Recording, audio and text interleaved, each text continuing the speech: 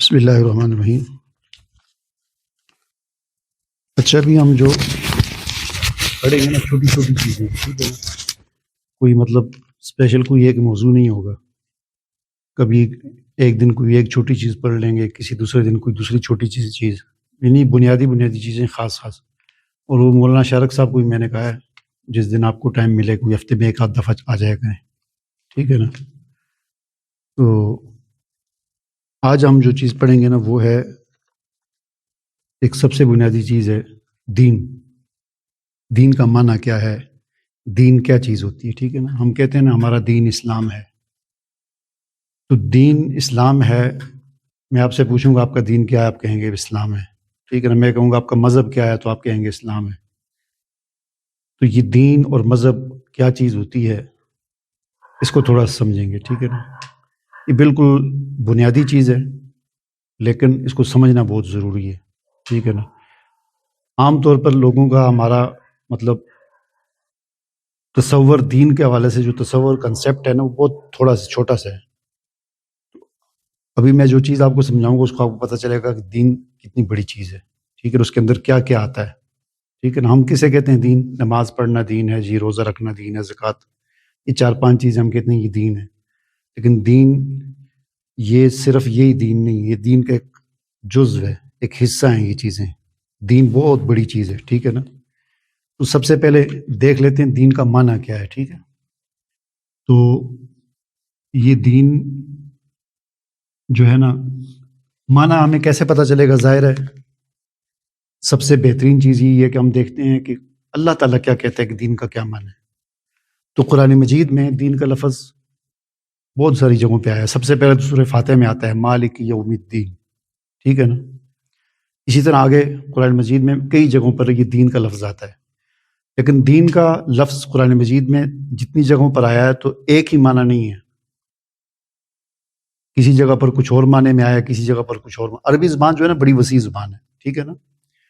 ہم اردو میں کسی ایک چیز کو ایک ہی نام ہوتا ہے ہمارا، عربی اتنی وسیع زبان ہے کہ ایک چیز کے عربی میں کئی نام بھی ہوتے ہیں، ٹھیک ہے نا۔ مثال دیتا ہوں، ہم اس کو کہتے ہیں مارکر، ویسے ایک مثال دیتا ہوں، تو عربی میں اس کو ہو سکتا ہے اس کے 10 نام ہوں مختلف قسم کے۔ اور اسی طرح عربی میں یہ بھی ہوتا ہے کہ لفظ ایک ہوتا ہے اس کے معنی بہت سارے ہوتے ہیں۔ وہ لفظ اگر یہاں پر یوز ہوگا تو اس کا کچھ اور معنی ہوگا، وہ لفظ ادھر یوز ہوگا تو اس کا کچھ اور معنی ہوگا، وہ لفظ ادھر یوز ہوگا، ایک لفظ ایک ہی ہوگا، معنی بہت سارے ہوں گے۔ اسی طرح یہ دین جو ہے نا قرآن مجید میں جتنی بار بھی یوز ہوا ہے 4 معنوں میں استعمال ہوا ہے، 4 مختلف معنوں میں۔ سورہ فاتحہ میں کیا آتا ہے؟ مالک یوم الدین، ٹھیک ہے نا، مالک یوم الدین، ٹھیک ہے۔ یہاں پر اس کا معنی ہے، اس کا کیا معنی ہے، ترجمہ کیا ہے اس کا آتا ہے آپ کو؟ مالک یوم الدین، الحمد للہ رب العالمین، تمام تعریفیں اللہ کے لیے ہیں، الرحمن الرحیم، جو رحمان الرحیم ہے، مالک یوم الدین، جو مالک ہے یوم الدین کا۔ یوم دن کو کہتے ہیں دین، دین، ہاں نہیں دن اور رات نہیں، دین، جو مالک ہے یوم الدین، دین کا یہاں پر معنی ہے بدلے کا دن، ٹھیک ہے نا، بدلے کا بدلہ، ٹھیک ہے نا، بدلے کے دن کا مالک ہے، مطلب مراد یہ ہے کہ قیامت کے مالک ہے، ٹھیک ہے نا۔ تو یہاں پر سورہ فاتحہ میں دین کا لفظ یوز ہوا ہے بدلے کے معنی میں، ٹھیک ہے، ایک معنی ہو گیا۔ اسی طرح قرآن مجید میں ایک اور جگہ پر یہ لفظ استعمال ہوا ہے، الا للہ الدین الخالص،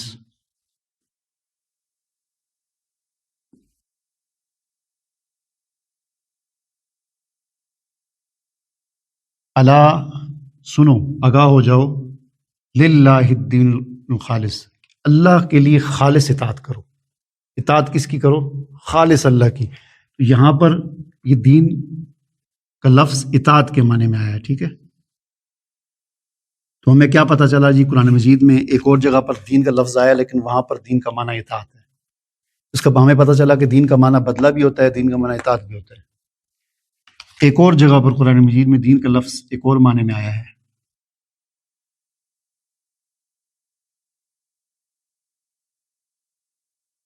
وَيَكُونَ الدِّينُ كُلُّهُ لِلَّهِ،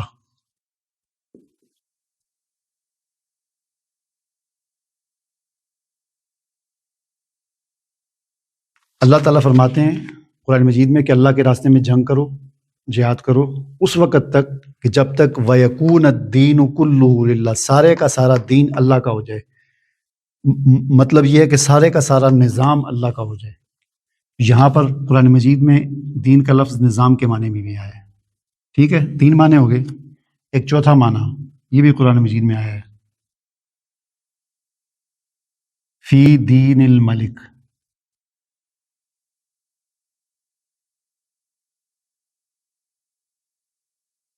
قانون، یہ سورہ یوسف ہے۔ سورہ یوسف میں اللہ تعالیٰ نے واقعہ بیان کیا ہے نا کہ یوسف علیہ السلام کا، کہ جب اس کے بھائی بعد میں جب یوسف علیہ السلام بادشاہ بن گئے تو اس کے بھائی وہ گندم لینے کے لیے بادشاہ کے پاس گئے تو ان کو نہیں پتہ تھا یہ بادشاہ ہمارا بھائی ہے، تو یوسف علیہ السلام نے وہ ایک چال چلی تھی جس کے ذریعے اپنے حقیقی چھوٹے بھائی کو وہاں پر روک دیا تھا۔ اللہ تعالیٰ فرماتے ہیں کہ وہ جب بھائی کو روکا تو وہ باقی بھائی اپنے بھائی کو نہیں لے کے جا سکتے تھے فی دین الملک، بادشاہ کے قانون میں، مصر کے بادشاہ کے قانون میں، کیونکہ بادشاہ کا قانون یہ تھا کہ جو آدمی چوری کرے وہ اس کو گرفتار کر لے، اپنے پاس جیل میں بند کر دے، ٹھیک ہے نا۔ تو ہمیں پتہ چلا کہ دین کا معنی بدلہ بھی ہوتا ہے، دین کا معنی اطاعت بھی ہوتا ہے، دین کا معنی نظام بھی ہوتا ہے، دین کا معنی قانون بھی ہوتا ہے، ٹھیک ہے نا۔ تو یہ 2 معنی تو بہت کم یوز ہوتے ہیں۔ اصل جو ہے نا دین کا معنی نظام اور قانون ہے۔ دین کا معنی کیا ہے؟ نظام اور قانون۔ یہ بس آپ نے یاد رکھنا ہے، دین کا معنی کیا ہے؟ نظام اور قانون۔ ہاں، نظام اور قانون۔ اب جب ہم کہتے ہیں نا دین اسلام، اس کا کیا معنی ہوگا؟ ہاں، اسلام کا نظام یا اسلام کا قانون، ٹھیک ہے نا۔ اللہ تعالیٰ کیا کہتا ہے؟ ان الدین عند اللہ الاسلام، اللہ کے نزدیک دین اسلام ہے۔ مطلب کیا؟ اللہ کے نزدیک نظام صرف اسلام ہے، اللہ کے نزدیک قانون صرف اسلام ہے، اس کے علاوہ کوئی قانون اللہ کو قابل قبول نہیں ہے، اسلام کے علاوہ کوئی نظام اللہ کو قابل قبول نہیں ہے۔ تو بس یہ چیز آپ نے یاد رکھنی ہے کہ دین کا معنی نظام اور قانون ہوتا ہے، ٹھیک ہے نا۔ یہ آپ نے یہ ایک بات ہوگی۔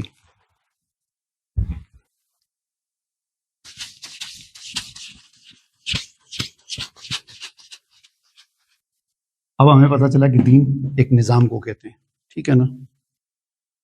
اب ہم نے دیکھنا کہ دین کے اندر کیا کیا چیزیں آتی ہیں۔ تو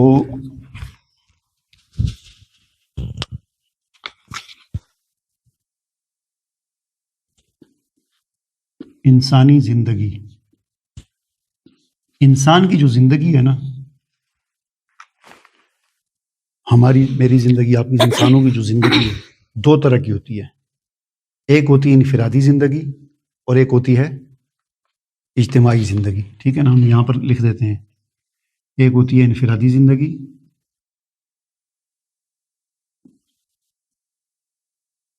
اور ایک ہوتی ہے اجتماعی زندگی۔ انفرادی زندگی کا کیا مطلب ہے؟ جو بھی چاہے۔ ہاں، اجتماعی زندگی کا کیا معنی ہے اور انفرادی زندگی کیا معنی ہے؟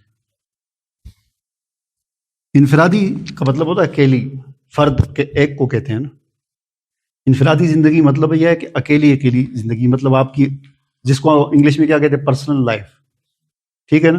انفرادی زندگی پرسنل لائف، اور اجتماعی زندگی سوشل کہہ لیں، ٹھیک ہے نا۔ تو انسان کی، ہر انسان کی 2 طرح کی زندگی، ایک اس کی پرسنل لائف ہوتی ہے اور ایک اس کی سوشل لائف ہوتی ہے، جس میں گھر کے اندر 10 آدمی ہیں یا محلے کے اندر 1000 آدمی ہے، ٹھیک ہے نا، یا ملک کے اندر 22 کروڑ لوگ ہیں، ٹھیک ہے نا۔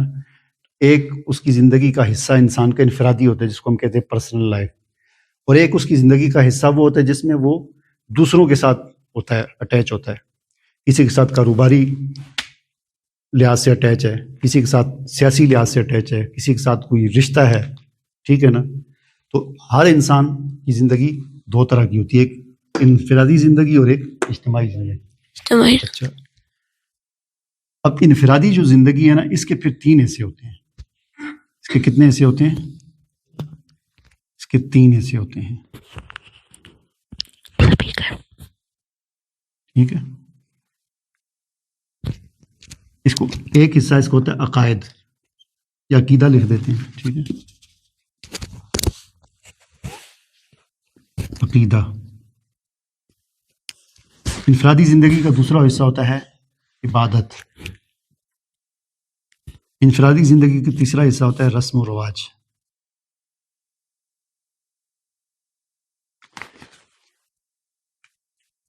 عقیدہ جو ہے نا یہ پرسنل چیز ہے، عبادت جو ہے یہ پرسنل چیز ہے، رسم و رواج یہ پرسنل ہوتے ہیں، ہر بندے کے اپنے اپنے الگ الگ ہوتے ہیں. ٹھیک ہے نا، ہر بندے کا اپنا ایک الگ عقیدہ ہوتا ہے. ٹھیک ہے، ہر بندے کی عبادت کا، دنیا کے ہر انسان کے کوئی نہ کوئی عبادت کا طریقہ ہے. دنیا کے ہر انسان کا اپنے کوئی رسم و رواج ہوتے ہیں. ٹھیک ہے نا، ایک تو رسم و رواج وہ ہوتے ہیں نا جو ملکی سطح کے ہوتے ہیں، علاقے کی سطح کے ہوتے ہیں. ٹھیک ہے نا، قوموں کی سطح کے رواج ہوتے ہیں. جی پنجابیوں کے یہ رواج ہیں، پٹھانوں کے یہ رواج ہیں. پھر خاندانوں کے رواج ہوتے ہیں کہ یہ فلاں خاندان کے اندر یہ رواج ہے، فلاں خاندان کا یہ رواج ہے. پھر خاندانوں کے اندر افراد کے بھی رواج ہوتے ہیں. ایک ہی گھر ہوتا ہے، ایک بھائی جو ہے نا وہ ایک چیز وہ کہتا ہے نہیں یار یہ میں ایسا نہیں کرتا، شادی ہے کوئی اس میں کوئی خاص قسم کی رسم و رواج ہے، ایک بھائی مانتا ہے، کوئی دوسرا کہتا ہے نہیں نہیں میں اس طرح نہیں. ٹھیک ہے نا، تو یہ چیزیں پرسنل ہوتی ہیں. ٹھیک ہے نا، مختلف لوگوں کی مختلف ہوتی ہیں. ٹھیک ہے نا، تو یہ انفرادی زندگی کے اندر عقیدے آ جاتے ہیں، انفرادی زندگی کے اندر عبادات آ جاتی ہیں. دنیا کا کوئی انسان ایسا نہیں ہے جس کا کوئی عقیدہ نہ ہو، ہر انسان کا کوئی نہ عقیدہ. وہ الگ بات ہے کہ صحیح ہے غلط ہے. کسی انسان کا عقیدہ یہ ہے کہ اللہ ایک ہے، کسی انسان کا عقیدہ یہ ہے نہیں جی ہمارے تو 33 کروڑ خدا ہیں، جیسے ہندوؤں کے عقیدے میں 33 کروڑ خدا ہیں. کسی کا عقیدہ یہ ہے کہ جی ہمارے رسول جو ہیں وہ حضرت محمد صلی اللہ علیہ وسلم ہے. کسی کا عقیدہ ہے کہ نہیں نہیں ہم ان کو نہیں مانتے، ہمارے رسول عیسیٰ ہیں. کسی کا عقیدہ نہیں ہم ان کو بھی نہیں مانتے، ہمارے موسیٰ علیہ السلام ہیں. کسی کا یہ ہے کہ ہم کسی کو بھی نہیں مانتے. جی تو ہر آدمی کا اپنا اپنا عقیدہ ہوتا ہے. دنیا کا کوئی انسان اس سے باہر نہیں ہے.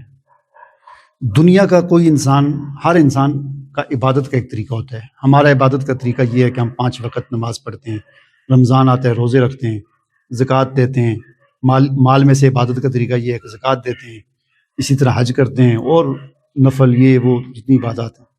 ٹھیک ہے، ہندوؤں کا طریقہ یہ ہے کہ ان کا ایک مندر بنا ہوتا ہے، اس کے اندر جا کے کوئی اپنا طریقے سے عبادت کرتے ہیں. عیسائی جو ہے اپنے چرچ میں جاتے ہیں، یہودی جو ہے اپنے اس میں جاتے ہیں.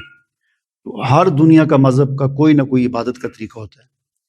کوئی اگر یہ کہتا ہے نا میرا کوئی عبادت کا طریقہ نہیں، یہ غلط ہے. ہر بندے کا، جو مولد ہوتے ہیں نا ان کا بھی کچھ نہ کچھ ہوتا ہے. ٹھیک ہے نا، اور دنیا کے ہر انسان کسی نہ کسی رسم و رواج کے ساتھ جڑا ہوا ہوتا ہے. کوئی انسان ایسا نہیں ہے جس کی کوئی رسم و رواج نہیں. ہمارا رسم کیا ہے؟ خوشی کے موقع پر ہم شادی کرتے ہیں، جو بھی ہم کرتے ہیں. فوتگی کے موقع پر ہمارا رسم و رواج یہ ہے کہ ہم مردے کو نہلاتے ہیں، پھر اس کو ایک سفید کپڑے میں لپیٹتے ہیں، پھر اس کا جنازہ پڑھتے ہیں، پھر اس کو دفنا دیتے ہیں. یہ ہماری رسم ہے اسلام کی. مردے کے حوالے سے غمی کے موقع پر پھر ہماری یہ رسم ہے کہ ہم جی جس کے گھر میں فوتگی ہو جاتی ہے اس کے 3 دن اس کو ہم اس کے رشتہ دار محلے والے اس کو کھانا دیتے ہیں اس کے گھر میں. یہ ساری کیا ہے؟ رسم و رواج ہیں. ٹھیک ہے نا، اسی طرح ہندوؤں کے اپنے رسم و رواج ہیں، سکھوں کے اپنے ہیں. دنیا کے ہر آدمی کا کوئی نہ کوئی خوشی اور غمی کے رسم و رواج ہوتے ہیں. ٹھیک ہے نا، تو یہ چیزیں ہوتی ہیں انفرادی زندگی کے ساتھ ان کا تعلق ہے. اب ہم آ جاتے ہیں اجتماعی زندگی میں.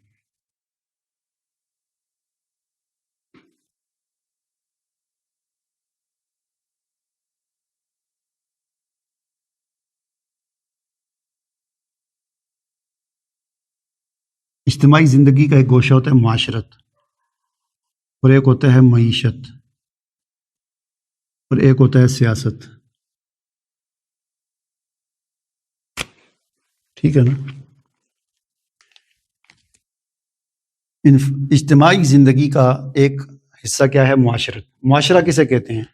جہاں پر بہت سارے لوگ مل کر رہتے ہوں اس کو معاشرہ کہتے ہیں. ٹھیک ہے نا، اکیلے آدمی کو معاشرہ نہیں کہتے. ایک سے زیادہ لوگ جب مل کر رہتے ہیں اس کو معاشرہ کہتے ہیں. ٹھیک ہے نا،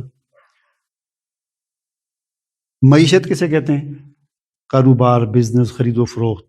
ٹھیک ہے نا، اس کو معیشت کہتے ہیں. اور سیاست کسے کہتے ہیں؟ کہ معاشرے کے بہت سارے لوگ جہاں پر مل کر رہتے ہیں تو وہ ظاہر ہے آپس میں ان کا ملنا جلنا ہوگا، وہ آپس میں کاروبار کریں گے، خرید و فروخت ہوگی. وہاں پر پھر لازماً جھگڑے بھی ہوں گے. کیا ہوں گے؟ جھگڑے بھی ہوں گے، لڑائی بھی ہو جائے گی. ایک آدمی دوسرے پر ظلم کرے گا تو وہاں پر پھر ضرورت ہوگی کہ کوئی ایسا نظام ہونا چاہیے، ایسی حکومت ہونی چاہیے کہ جو ان جھگڑوں کو کنٹرول کرے، لوگوں کے فیصلے کرے اور لوگوں کی ضروریات کو پورا کرے، اس کو کہتے ہیں سیاست. ٹھیک ہے نا؟ یہ اب ہمیں پتہ چلا کہ انسانی زندگی کے دو حصے ہوتے ہیں، انفرادی زندگی، اجتماعی زندگی. انفرادی زندگی عقیدہ، عبادات، رسم و رواج، اجتماعی زندگی معاشرت، معیشت سے. تو ان 6 چیزوں کے مجموعے کو کیا کہتے ہیں؟ دین. ٹھیک ہے نا؟ نظام پورا. ٹھیک ہے نا؟ صرف ان 3 چیزوں کو دین نہیں کہا جاتا، یا صرف ان 3 کو دین نہیں کہا جاتا، ان 6 کے مجموعے کو دین کہا جاتا. اب جب ہم کہتے ہیں نا دین اسلام ہمارا ہے، دین اسلام، تو اس کا مطلب یہ ہوتا ہے کہ دین اسلام ہمارا ہمیں عقیدہ بھی دیتا ہے کہ تم نے یہ عقیدہ رکھنا ہے، اس کے علاوہ نہیں رکھنا. اسلام ہمیں عبادت کا طریقہ بھی بتاتا ہے، اسلام ہمیں رسم و رواج بھی بتاتا ہے، اسلام ہمیں معاشرے کے اصول بھی بتاتا ہے، اسلام ہمیں معیشت کے اصول بھی بتاتا ہے کہ ایسے ناجائز ہے، ایسے جائز ہے، یہ سود ہے، یہ حلال ہے، یہ حرام ہے. اسلام ہمیں سیاست بھی بتاتا ہے کہ سیاست کے کیا اصول ہیں. ٹھیک ہے نا؟ ابھی جو ہم نے پہلے جو چیز پڑھی تھی، جس میں ہم نے 4 چیزیں پڑھی تھی نا، کہ دین کا کیا معنی ہے؟ دین کا معنی ہے بدلہ اور اطاعت اور قانون اور نظام. ٹھیک ہے نا؟ قانون اور نظام، یہ دین کا معنی ہے. ٹھیک ہے؟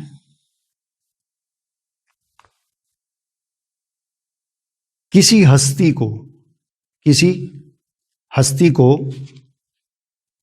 قانون ساز مان کر، کسی ہستی کو قانون ساز مان کر اس کے بنائے ہوئے نظام کی اطاعت کرنا اس کا دین کہلاتا ہے. ٹھیک ہے نا؟ مثال کے طور پر میں آپ کو قانون ساز مانتا ہوں. ٹھیک ہے؟ آپ قانون ساز کا مطلب کیا ہوتا ہے؟ قانون بنانے والا. میں آپ کو قانون ساز مان کر آپ کے بنائے ہوئے نظام کی اگر میں اطاعت کروں گا تو گویا کہ میں آپ کے دین پر چل رہا ہوں. ٹھیک ہے نا؟ تو کسی بادشاہ کو اگر قانون ساز مان کر اس کے بنائے ہوئے قانون نظام کے مطابق اطاعت کرنا، زندگی گزارنا، یہ دین الملک یعنی بادشاہ کا دین کہلاتا ہے. ٹھیک ہے؟ اور اگر عوام کے منتخب کیے ہوئے نمائندوں کو قانون ساز مان کر ان کے بنائے ہوئے نظام کے مطابق زندگی گزاری جائے تو اس کو دین جمہور کہتے ہیں. جمہوریت کیا ہے؟ یہی ہے نا جو پاکستان میں نظام ہے. عوام ووٹ کے ذریعے اپنے نمائندے منتخب کرتی ہے، وہ نمائندے پارلیمنٹ میں بیٹھ کے قانون سازی کرتے ہیں اور اس قانون سازی کے مطابق پورا ملک چلتا ہے. تو اس کو کہتے ہیں جمہوریت، یعنی جمہور یعنی پوری عوام کا جمہور یعنی دین. ٹھیک ہے نا؟ اور اگر اللہ کو قانون ساز مان کر اللہ کے بنائے ہوئے نظام کی اطاعت کی جائے، اس کو دین اللہ کہتے ہیں، اللہ کا دین. ٹھیک ہے؟ سمجھ آ گئی بات؟ تو جس کو بھی آپ قانون ساز مان کر اس کے نظام کی مطابق زندگی گزاریں گے تو یہ اس کا دین ہوگا. اگر آپ بادشاہ کے قانون کے مطابق زندگی گزارتے ہیں تو گویا کہ آپ بادشاہ کے دین پر چل رہے ہیں. اگر آپ عوام کے بنائے ہوئے نمائندوں کی قانون سازی پر زندگی گزار رہے ہیں تو گویا کہ آپ عوام کو جو ہے وہ عوام کے دین پر چل رہے ہیں، اس کو دین جمہور کہتے ہیں. اور اگر آپ اللہ کے بنائے ہوئے نظام کے مطابق زندگی گزارتے ہیں، اللہ کو قانون ساز مان کر، یہ عقیدہ رکھ کر کہ قانون ساز صرف اللہ کی ذات ہے، اور اس کے بنائے ہوئے نظام کے مطابق اگر آپ زندگی گزارتے ہیں تو گویا کہ آپ دین اللہ یعنی اللہ کے دین پر چل رہے ہیں. یہ بات آپ کو سمجھ آ گئی؟ اچھا، یہاں پر ایک اور آپ چیز سمجھیں جو اس وقت دنیا میں رائج ہے، وہ کیا ہے؟ سیکولرزم. کیا ہے؟ سیکولرزم. ٹھیک ہے؟ سیکولرزم میں اور اسلام میں فرق کیا ہے، یہ میں آپ کو تھوڑا سا سمجھاتا ہوں. ٹھیک ہے نا؟ اسلام کیا ہے؟ اسلام یہ ہے کہ آپ ان 6 کی 6 چیزوں میں اللہ کی بتائے ہوئے قانون کے مطابق چلیں. آپ کا عقیدہ وہ ہونا چاہیے جو اللہ نے بتایا، آپ کی عبادت کا طریقہ وہ ہونا چاہیے جو اللہ نے بتایا ہے. اپنی طرف سے عبادت کا طریقہ نہیں بنانا. اگر آپ کی رسم و رواج وہ ہونی چاہیے جو اللہ نے آپ کو دی ہیں. آپ کا معاشرے کے اصول وہی ہونے چاہیے جو اللہ نے دی. آپ کی معیشت کا طریقہ وہی ہونا چاہیے جو اللہ نے دیا. آپ کی سیاست کا طریقہ وہی ہونا چاہیے جو اللہ نے دی. ٹھیک ہے، یہ تو ہو گیا دین اسلام۔ سیکولرزم کیا کہتا ہے؟ سیکولرزم کہتا ہے انفرادی زندگی میں، پرسنل لائف میں ہر بندہ آزاد ہے۔ پرسنل لائف میں ہر بندہ آزاد ہے، وہ چاہے جو مرضی عقیدہ رکھے، ہم کچھ نہیں، کوئی پابندی نہیں ہے۔ یہی وجہ ہے کہ امریکہ میں آپ کہیں خدا ایک ہے تو آپ کو کبھی پولیس پکڑ کے نہیں لے جائے گی۔ آپ کہیں خدا 10 ہیں، آپ کو پولیس نہیں پکڑے گی۔ آپ کہیں خدا اتنے ہیں، آپ کہیں جی عبادت، آپ کہیں میں نے جی 100 رکعت نفل پڑھنے ہیں، آپ کو پولیس نہیں پکڑے گی۔ آپ کہیں میں نے پڑھنے ہی نہیں ہے، پھر بھی آپ کو پولیس نہیں پکڑے گی، ٹھیک ہے، کیونکہ یہ پرسنل، وہ کہتے ہیں یہ پرسنل لائف ہے، ٹھیک ہے۔ آپ کہیں گے جی میں نے شادی پہ ڈانس کرنا ہے، کچھ نہیں کہے گی۔ آپ کہیں گے جی میں نے شادی پہ تو قرآن پڑھنا ہے، پولیس کچھ نہیں کہے گی آپ کو، کیونکہ وہ کہتے ہیں یہ پرسنل لائف ہے۔ سیکولرزم میں انفرادی زندگی میں کسی کے ساتھ کوئی چھیڑ چھاڑ نہیں کرنی، ہر بندہ آزاد ہے، ٹھیک ہے۔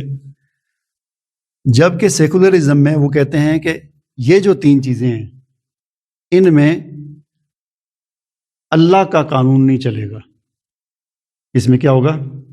اللہ کا قانون نہیں چلے گا، بلکہ جو ہم انسان جس چیز کو بہتر سمجھیں گے وہی قانون بنائیں گے، ٹھیک ہے نا۔ ہم دیکھیں گے ہماری معیشت اس طریقے سے بہتر چلتی ہے، فائدہ ہوتا ہے تو ہم اس طرح بنائیں گے، ہم یہ نہیں دیکھیں گے اللہ کیا کہتا ہے۔ ہم دیکھیں گے معاشرے کو اندر بہتری اس طرح آ سکتی ہے تو ہم اس طرح کریں گے، ہم یہ نہیں دیکھیں گے اللہ کیا کہتا ہے۔ اور اسی طرح سیاسی نظام میں بھی ہم جو چاہیں گے قانون بنائیں گے، جو چاہیں گے کریں گے۔ سیکولرزم میں کیا ہے؟ اس میں آزادی، اور اس میں اللہ سے آزادی، اس میں ہر کسی کو آزادی، اور اس میں اللہ سے آزادی، کہ اللہ کی بات پہ نہیں چلنا، ٹھیک ہے۔ اچھا، تو کیا بات ہو رہی تھی کہ سیکولرزم میں کیا ہے؟ انفرادی زندگی میں ہر بندے کو آزادی ہے، جو مرضی عقیدہ رکھے، جیسے مرضی عبادت کرے، جیسے مرضی رسم و رواج۔ لیکن اجتماعی زندگی میں، معاشرت، معیشت، سیاست میں اللہ کی جو قانون ہے وہ نہیں چلے گا، بلکہ ہم انسان جیسے بہتر سمجھیں گے اس طرح کریں گے، ٹھیک ہے نا۔ اسلام ہمیں کیا کہتا ہے؟ تم نے عقیدہ کیا رکھنا ہے؟ توحید کا، اللہ کے بارے میں توحید کا عقیدہ رکھنا ہے، رسالت، سارے نبیوں اور رسولوں پر ایمان لانا ہے، آخرت پر تمہارا ایمان ہونا چاہیے کہ ہم مرنے کے بعد دوبارہ زندہ ہوں گے، حساب کتاب ہوگا، جنت جہنم ہوگی، یہ اسلام کہتا ہے۔ عبادت کے بارے میں اسلام کہتا ہے تم نے نماز پڑھنی ہے، دن میں 5 وقت رمضان کے روزے رکھنے ہیں، زکوٰۃ سال میں ادا کرنی ہے، اور زندگی میں ایک بار حج کرنا ہے۔ یہ فرائض کی بات ہے، نوافل اس کے علاوہ آگے۔ رسم و رواج کے بارے میں اسلام کہتا ہے بچہ پیدا ہوگا تو اس کے تم نے کان میں اذان دینی ہے، عقیقہ کرنا ہے، ہاں جی، جوان ہو جائے گا اس کی شادی کرنی ہے، نکاح، شادی میں نکاح کرنا ہے، اس طریقے سے نکاح کرنا ہے، اس کے یہ ضابطے ہیں، ٹھیک ہے۔ فوت ہو جائے تو اس کو غسل دینا ہے، کفن دینا ہے، جنازہ پڑھنا ہے، یہ خوشی غمی کے، پیدائش کے سارے، اور بھی اس کے علاوہ چیزیں آ جاتی ہیں، ٹھیک ہے۔ اسلام ہمیں یہ کہتا ہے، معاشرت کے معاملے میں اسلام کہتا ہے کہ خالق اللہ ہے۔ خالق کون ہے؟ تو خالق جب اللہ ہے تو ہم اسی کے بنائے ہوئے معاشرتی اصولوں کو اختیار کریں گے، ٹھیک ہے۔ ہم نے پردہ کرنا ہے، ہم نے بے حیائی سے بچنا ہے، ہم نے فحاشی سے بچنا ہے، ٹھیک ہے نا، زنا سے بچنا ہے، معاشرے کو ان اصولوں پر چلانا ہے۔ معیشت کے بارے میں اسلام کیا کہتا ہے کہ مالک اللہ ہے، یعنی پیسے کا مالک کون ہے؟ مال کا مالک کون ہے؟ اللہ ہے۔ جب مال کا مالک اللہ ہے تو ہم کمانے میں بھی اللہ کی مرضی کا خیال کریں گے، اور جب ہم نے کما لیا، ہمارے پاس لاکھ روپے آ گیا، 10 لاکھ آ گیا، 1 کروڑ آ گیا، پھر اس کو خرچ کرنے میں بھی ہماری مرضی نہیں ہے، بلکہ اللہ کی مرضی کے مطابق خرچ کریں گے۔ ایسا نہیں ہے کہ ہم نے کما تو لیا اللہ کی مرضی سے، لیکن خرچ کرتے وقت ہم جی اس کو فضول قسم کی رسم و رواج میں اڑا رہے ہیں، فضول خرچیاں کر رہے ہیں، غلط کاموں میں خرچ کر رہے ہیں۔ تو اسلام میں کیا ہے کہ مال کا مالک اللہ ہے، تو کمانے میں بھی ہم پر پابندیاں ہیں، ایسے ایسے کمانا ہے، ایسے ایسے نہیں کمانا۔ اور جب ہم نے اللہ کی مرضی سے کما لیا، ہمارے جیب میں پیسہ آ گیا، اس خرچ کرنے میں بھی ہم پر پابندی ہے، اس جگہ پہ خرچ کرنا ہے، ادھر ادھر خرچ نہیں کرنا۔ تو یہ ہے اسلام کا تصور۔ جبکہ سیکولرزم میں کیا ہے کہ مال کا مالک خود انسان ہے۔ مال کا مالک کون ہے؟ کیونکہ اس نے خود محنت کی ہے تو وہ اس کا مالک ہے۔ تو جب انسان خود مال کا مالک ہے تو وہ خرچ کرنے میں بھی اپنی مرضی کرے گا، کمانے میں بھی اس کی مرضی، جیسے مرضی کمائے، چاہے وہ سود کے ذریعے کمائے، چاہے وہ جائز ناجائز چیزیں، سب اس کے لیے جائز ہے۔ اور جب کما لیا تو پھر اس کی مرضی، جیسے مرضی خرچ کرے، جس کو جیسے مرضی خرچ کرے، اڑائے، فضول خرچی کرے، کوئی پابندی نہیں، ٹھیک ہے نا۔ اس لیے وہ کہتے ہیں میرا جسم میری مرضی، ٹھیک ہے نا، کہ جسم میرا ہے تو میری مرضی. ہم کہتے ہیں نہیں بھائی میرا نہیں، یہ اللہ کا ہے، جسم بھی اللہ کا ہے، مال بھی اللہ کا ہے، لہٰذا مرضی بھی اللہ کی. سیاست کے باب میں اسلام کہتا ہے کہ حاکم اللہ ہے. حاکم کون ہے؟ اللہ ہے. جب حاکم اللہ ہے تو حکم اسی کا چلے گا، پھر قانون اسی کا چلے گا، ہمارا نہیں چلے گا. یہی وجہ ہے کہ ہمارے آئین کی پہلی شق کیا ہے، جو پاکستان کا آئین ہے، کہ حاکمیت اعلیٰ اللہ کی ہے. حاکمیت اعلیٰ، تو ہمارا جو آئین ہے نا وہ بالکل عین اسلام کے مطابق ہے. اس کا جو پہلی شق جو ہے وہ الگ بات آگے عملی طور پر نہیں ہے، لیکن آئین میں جو لکھا ہوا ہے وہ بالکل عین اسلام کے مطابق لکھا ہوا ہے کہ حاکمیت اعلیٰ اللہ کی ہے. سیکولرزم میں کیا کہا جاتا ہے؟ سیکولرزم میں کہتے ہیں نہیں جی حاکمیت لوگوں کی ہے. حاکمیت کس کی ہے؟ لوگوں کی، جس کو جمہوری نظام کہتے ہیں، کہ لوگ جس کو چاہیں اپنا حاکم بنا لیں اور وہ پھر جو مرضی قانون بنا لیں، کوئی اس کے آگے رکاوٹ نہیں ہے، جائز ناجائز کی یہ چیزیں نہیں ہیں. تو یہ ایک تھوڑا سا میں نے آپ کو بتایا بنیادی جو چیزیں نا ہمارا یہ دین کے، یہ 6 چیزیں آپ جو ہے نا یہ آپ یاد رکھ لیں، ٹھیک ہے نا. ایک تو یہ یاد رکھیں کہ دین کا معنی ہوتا ہے قانون اور نظام، قانون اور نظام. دوسرا آپ یہ رکھ لیں کہ انسان کی زندگی کے 2 حصے ہوتے ہیں، ایک انفرادی زندگی اور ایک اجتماعی. انفرادی زندگی کے اندر 3 چیزیں ہوتی ہیں، عقیدہ، عبادت، رسم و رواج. اور اجتماعی زندگی میں بھی 3 چیزیں ہوتی ہیں، معاشرت، معیشت، سیاست. ٹھیک ہے، ان 6 چیزوں کے مجموعہ جو ہوتا ہے اس کو کہا جاتا ہے نظام، دین. اس کو کیا کہا جاتا ہے؟ دین. تو لہٰذا صرف نماز روزے کو دین نہیں کہا جاتا. نماز روزہ دین کے 6 گوشوں میں سے ایک گوشہ ہے. ٹھیک ہے، صرف عقیدے کو دین نہیں کہا جاتا بلکہ وہ 6 گوشوں میں سے ایک گوشہ ہے. اور صرف معیشت کو بھی دین نہیں کہا جاتا، ساری 6 چیزیں مل کر ان کو دین کہا جاتا ہے. ٹھیک ہے نا. اب آ جاتے ہیں قرآن مجید میں اللہ تعالیٰ فرماتے ہیں نا ادخلوا فی السلم کافہ. اس کا کیا معنی ہے پتہ ہے کسی کو؟ کہ ادخلوا فی السلم کافہ، پورے کے پورے دین میں داخل ہو جاؤ، پورے کے پورے دین میں داخل. یہ چھوٹی چھوٹی آیتیں جو ہے نا ان کو یاد کر لیے کریں، ٹھیک ہے نا.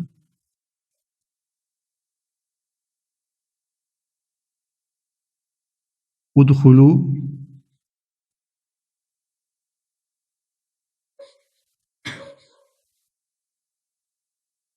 فی السلم کافتن.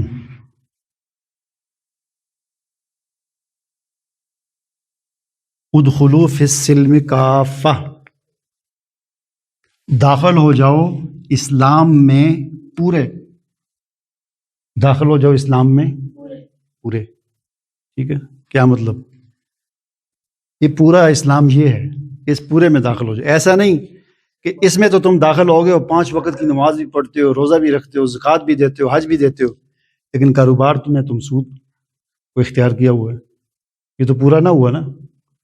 ایسا نہیں کہ تمہارا عقیدہ تو ٹھیک ہے، تم کہتے ہو جی میں ایک اللہ کو مانتا ہوں، میں اللہ کے ساتھ شرک نہیں کرتا، لیکن ادھر کسی اور چیز میں تم ادھر اسلام کو چھوڑو. ادخلوا فی السلم، پورے کے پورے اسلام میں داخل ہونے کا مطلب یہ ہے کہ تمہارا عقیدہ بھی اسلامی ہو، عبادت بھی اسلامی ہو، رسم و رواج بھی اسلامی ہو، معاشرت بھی اسلامی ہو، معیشت بھی اسلامی ہو، سیاست بھی اسلامی ہو. تو یہ ہوتا ہے پورے کے پورے اسلام میں داخل ہونا.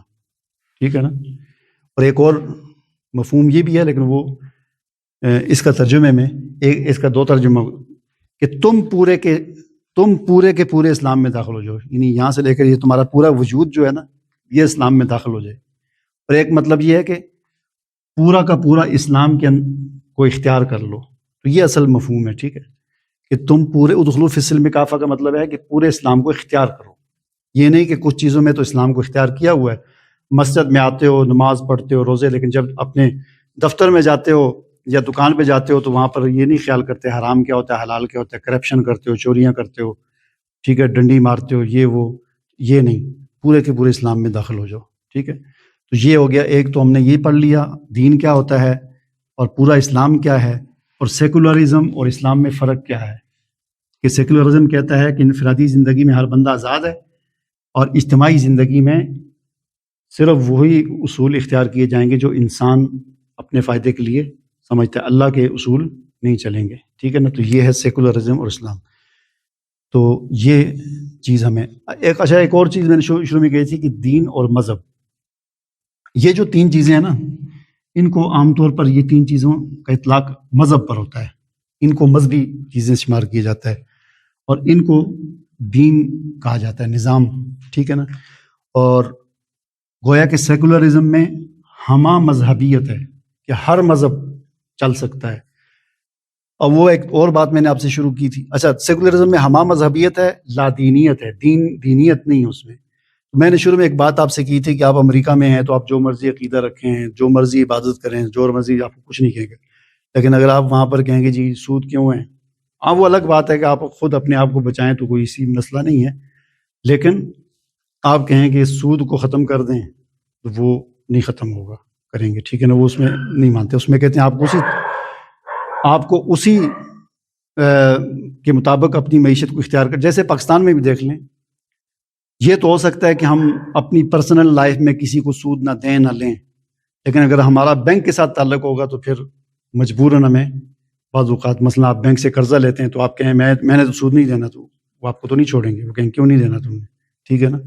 اس کی وجہ کیا ہے؟ اس کی وجہ یہ ہے کہ پاکستان میں بھی نظام سیکولرزم کا عملی طور پر، آئین میں نہیں ہے، آئین صحیح ہے لیکن عملی طور پر پاکستان میں بھی نظام جو ہے وہ سیکولرزم کا ہے، ٹھیک ہے نا.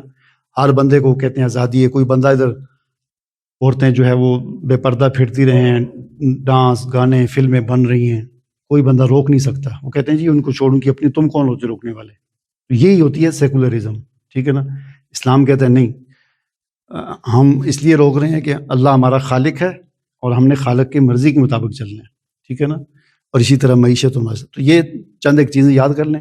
وہ گروپ میں ایڈ ہے نا آپ سارے، تو گروپ میں نا میں نے وہ بنائی ہوئی ہے، پاور پوائنٹ پہ سلائڈیں بنائی ہوئی ہیں، وہ میں اس میں بھیج دوں گا. لیکن وہ یہ ہے کہ موبائل میں تو پوری طرح پڑھی نہیں جاتی، اسکرین چھوٹی ہے نا، وہ اس طرح بنی ہوئی ہیں. تو لیپ ٹاپ یا کمپیوٹر میں آپ اس کو ڈالیں گے نا، وہاں فل آ جائیں گی، ٹھیک ہے نا. تو اس طرح اس سلائڈیں تو شاید 4-5 صفحے یا 10 صفحے ہوں گے، ٹھیک ہے نا. ایک پکچر پہ صرف اس کو میں نے ایک ہی پیج پہ سمجھایا ہوا ہے، وہ بھی بھیج دوں گا. اور یہ پورے 4-5 سلائڈیں بھی ہیں، ان کو آپ اس طریقے سے نا، جب آپ ایک دفعہ اپنی کاپی میں لکھیں گے نا اپنے ہاتھ سے، وہ آپ کو یاد ہو جائے گا. صرف پڑھنے سے یاد نہیں ہوتا. آپ جس طرح میں نے بورڈ پہ بنایا نا، آپ اسی طرح آپس میں تھوڑا سا تکرار کر لیں.